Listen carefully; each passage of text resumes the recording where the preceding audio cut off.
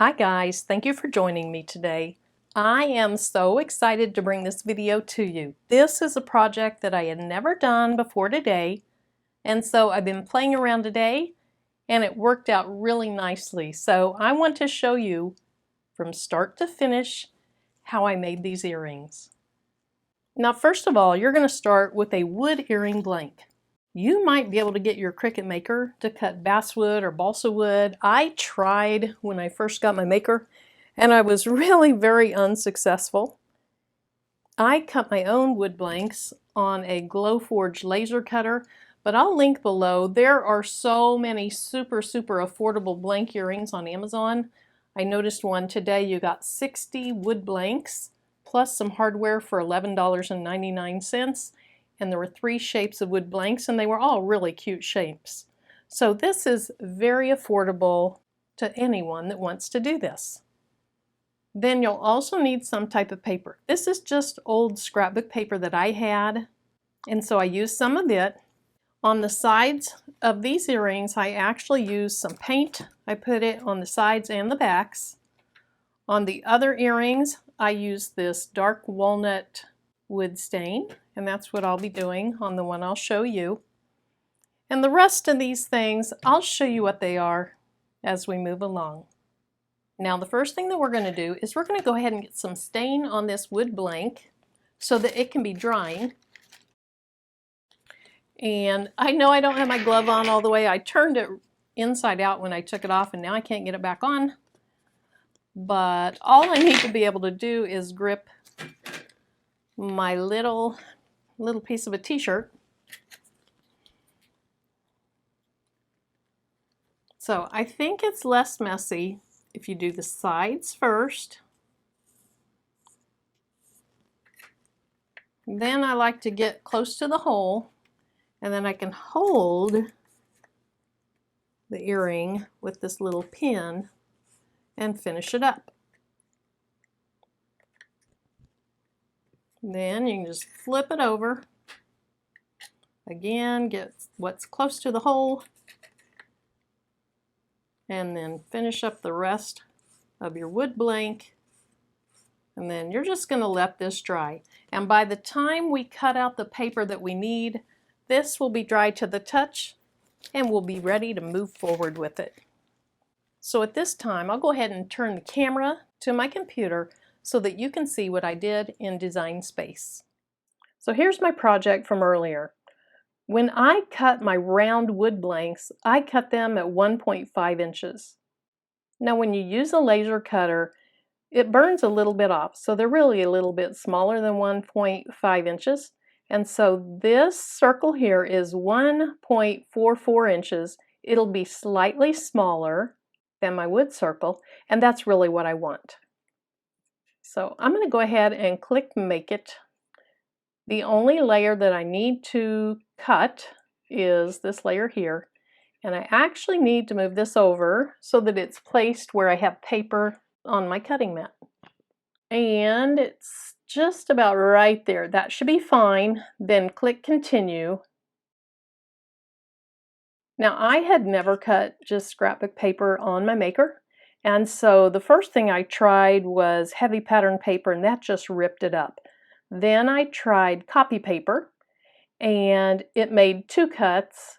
And the first cut it seemed was okay, and the second cut it kind of dragged some of the paper around.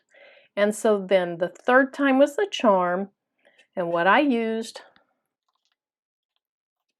was this copy paper function, but instead of letting it cut twice, after the first cut, I paused it and I ejected it from my machine. And even when I was cutting 2 pieces for 2 earrings, it cut each earring once first, and then it went back and cut each of the earrings a second time. So it'll cut both circles, then you can pause it and eject it. And you'll see what I mean in a minute when I show you how it cuts this out. So we'll click Done. Now I need to make sure I have my fine point blade in, which I do, and I always clean it just to make sure it's going to get a nice crisp cut. So again, I'll turn the camera around and we'll cut the paper. Okay, so I have my paper on my mat. I know this looks like it's a strong grip mat, but it's so worn that I turned it into a standard grip mat, and then I'm going to clean my blade.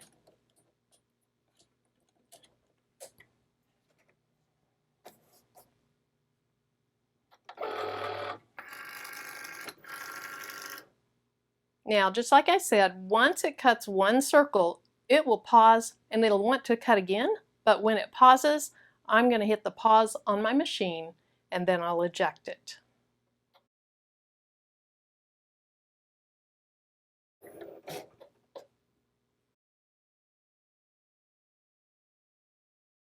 So I can just tilt back on my mat and my paper circle pulls up. It feels like it might be connected in one little spot.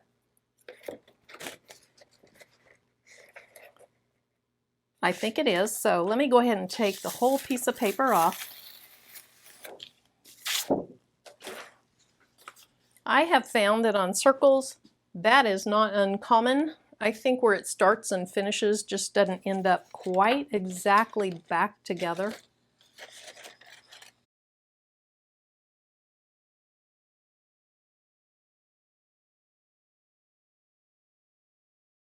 Okay, I just kind of work my way in because I don't want to accidentally cut off more than I meant to. Now this next step probably isn't necessary, but I like things to be finished off just as nicely as they can be. And so maybe you can see the white edge of the paper, maybe you can't. I can see it, and that bothers me.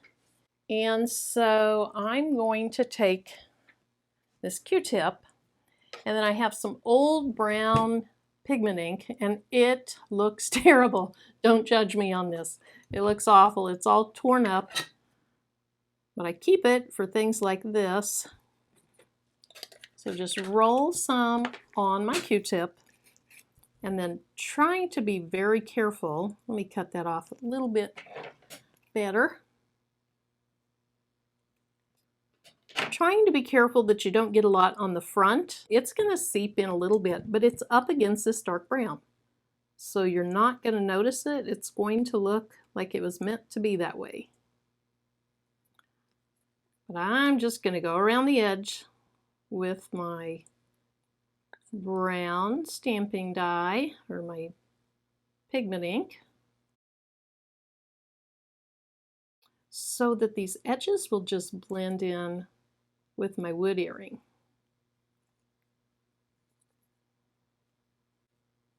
Okay, now the next step is to get a hole in the paper. So the way I did that on the rest of the earrings was I placed my paper on top and I got it centered up to where I wanted it. And you are going to see a little bit of the brown around it, and I wanted it that way. The first pair I did, this yellow pair, I didn't think about the fact that I really didn't want the paper to go all the way to the edge. And so on the round ones, I made the round circle just slightly smaller than the wood itself. Now, you hold it, make sure it doesn't move, turn your earring over. Then if you can put it up against some cardboard, you can poke a pin through, try to be in the center of your hole, and poke it down through the paper itself. Now I'm going to use my leather punch on the 5/64 setting. That's the smallest there is. And I'm going to try to center that up over my little pinhole. And once I feel pretty good about it, look at it really closely, make sure it's where you want it to be, and you can just punch it. Or, like when I was doing a lot of scrapbooking, then you just poke that out. When I was doing a lot of scrapbooking, I had these little hollow things that you would put down on your paper. Let me see if I can find one. Yeah, it was this tool right here, and you had like 3 sizes came with it. You put that down on your paper, and then you pound it with a hammer, and you had something solid under it, and that would make a hole. So that would work too. but I find using my leather punch is really nice.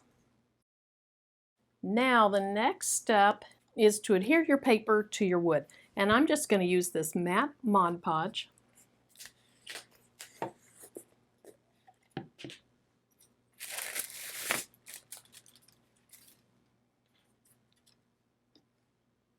You could either put it on the back of your paper or you could put it on the wood, and I'm going to put it on the wood, and I'm going to give it a really liberal amount. I'm going to have it be pretty thick.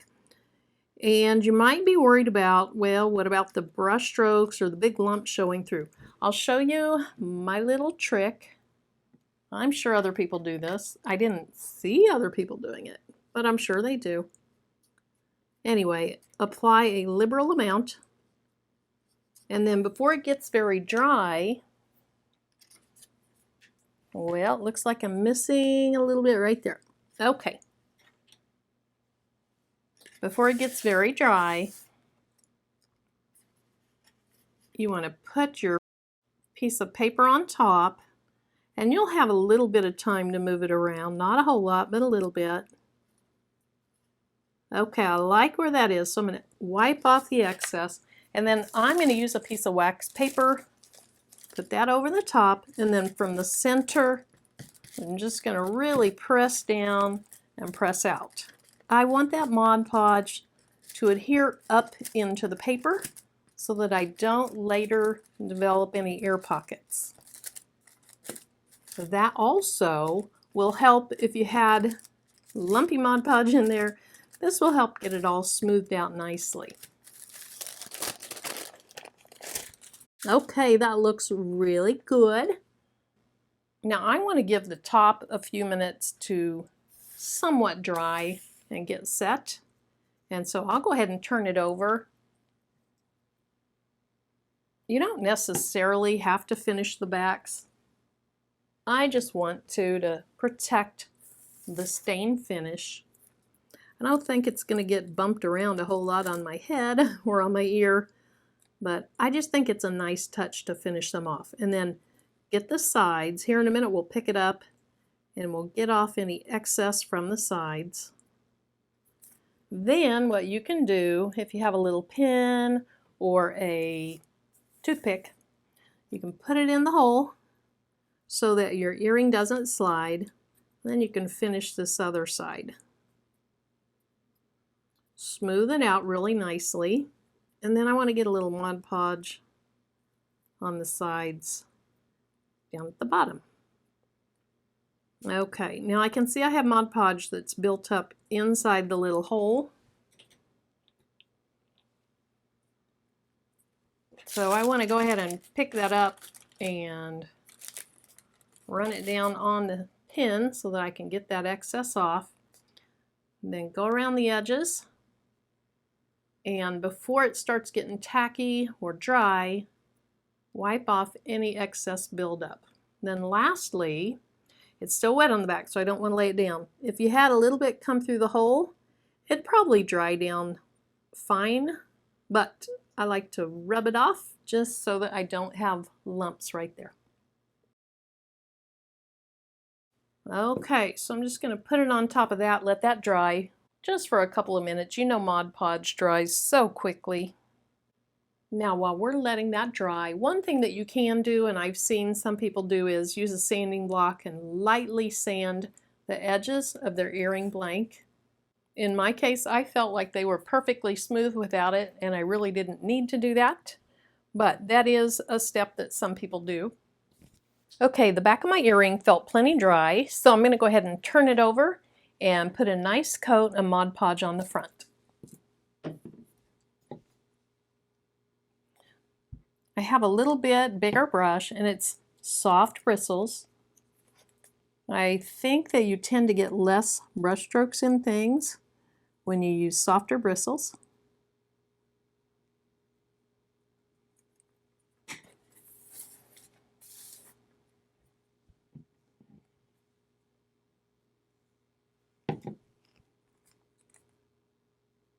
So just like I held it in place before, I'll do that here as well. And in this, I really want to kind of force some Mod Podge up against the paper, and then I'll just smooth it out.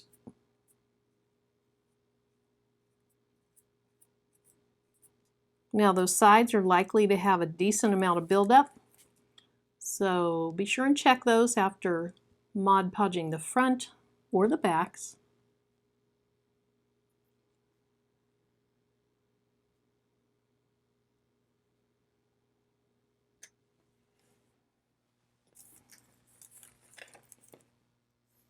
Now I'm going to give the front one more coat of Mod Podge.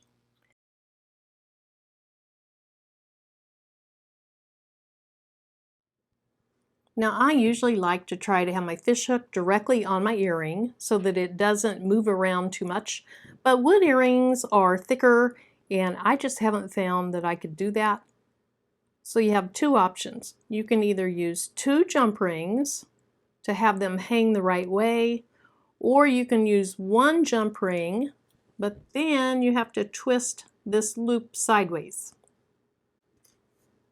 Now I have really small jump rings in the gold, I don't in the bronze, so I think I'll twist the bronze fish hooks and I'll just use 2 sets of jump rings on these gold ones. Okay, so I'm going to grab onto the jump ring, use my jump ring opener, and just twist it open.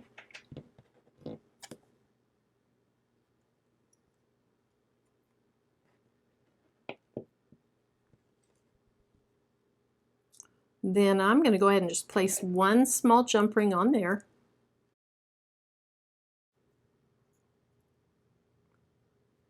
And then close it right back up. Now secondly, I'll have to open the loop on the fish hook. So I grab it and I twist it. I don't open it by pulling out, I twist up.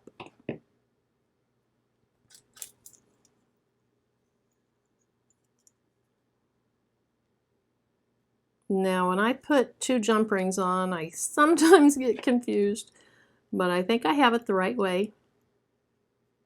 Then I'm just going to twist that little loop back into place. Do any minor adjustments that you need to do. Looks like I need to get my jump ring meeting up just a little bit better than what I did.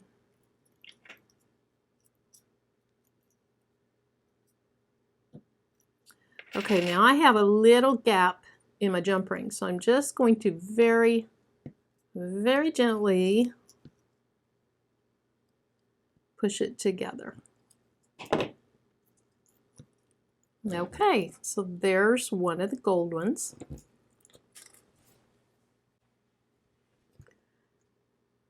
Now let's see if this jump ring is big enough to go through the wood.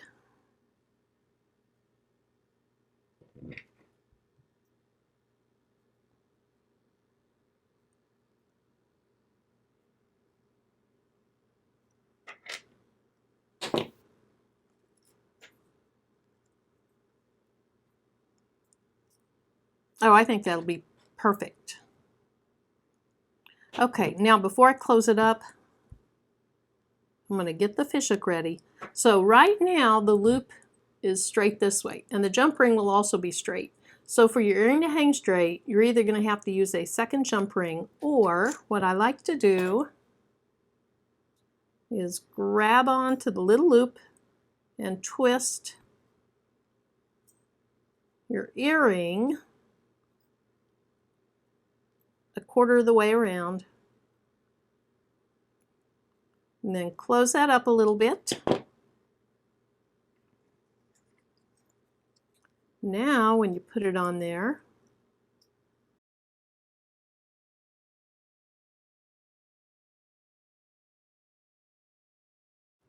and then you get that closed back up, that is going to hang exactly how you need it to.